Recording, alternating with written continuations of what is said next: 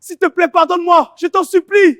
Pourquoi devrais-je? Il a quitté sa famille pour une femme riche, mais la vie lui a donné une leçon cruelle. Dans un quartier pauvre d'Afrique de l'Ouest, vivait Anna, une femme simple et courageuse. Elle habitait une petite maison fissurée, avec un toit qui fuyait quand il pleuvait.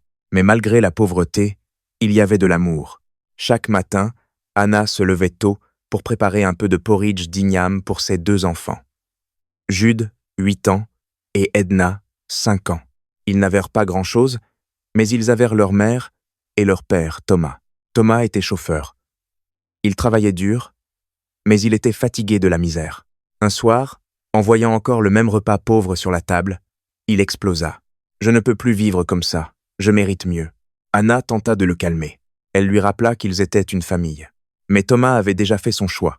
Ce soir-là, il sortit un sac, y mit ses vêtements et dit à Anna « J'ai trouvé une autre femme.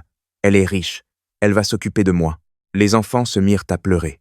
Jude s'accrocha à ses jambes. « Papa, ne pars pas. » Mais Thomas détacha leurs mains, et il partit sans se retourner.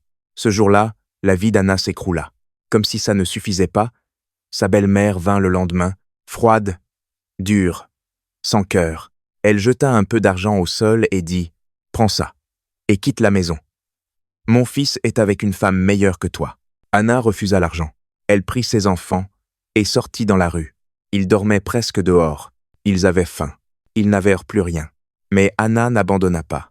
Une vendeuse de pain nommée Martha leur donna un peu à manger, puis un endroit pour dormir. Anna se mit à vendre du pain au marché. Chaque jour, sous le soleil.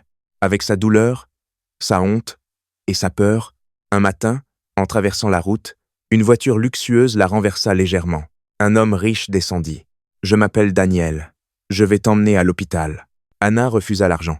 Elle refusa la pitié. Mais Daniel ne l'oublia pas. Quelques jours plus tard, il la retrouva et lui proposa un travail dans son entreprise. Pas comme femme à entretenir, mais comme femme à respecter. Anna accepta. Les mois passèrent. Elle apprit, elle travailla dur. Elle reprit confiance. Elle loua une chambre pour ses enfants, puis un vrai appartement. Jude et Edna retournèrent à l'école. Et pendant ce temps-là, Thomas, la femme riche qu'il avait choisie, l'avait quitté. Quand son argent a disparu, son amour aussi, il est revenu pauvre. Seul, brisé. Un jour, il croisa Anna, bien habillée, droite, digne, forte. Il comprit alors une chose trop tard. Ce n'est pas la femme riche qui rend un homme grand, c'est la femme loyale qu'il n'aurait jamais dû quitter. Question pour toi qui regarde cette vidéo.